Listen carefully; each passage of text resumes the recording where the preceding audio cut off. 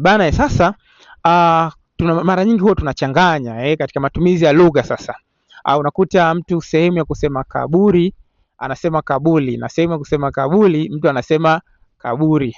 Mtu anakuambia bwana tumeenda kumzika kwenye kaburi badala ya kusema kaburi. Sasa katika Kiswahili ni hivi, kaburi ukisema kaburi na maana ni shimo linalochimbwa kwa ajili ya kuhifadhi maiti, kwa ajili ya kwenda kuzika mtu, kaburi. Lakini ukisema kabuli, hii inakuwa ina maana gani? Hii ina maana kwamba kabuli kwa Kiswahili sasa tuna maana kwamba ni nini? Ni wali wa pilau, pilau lile tunasema pilau, naenda kula pilau, kwa Kiswahili sasa tunaita kabuli. Kwa kusema bwana wewe sisi tunaenda kula kabuli, hilo ni pilau.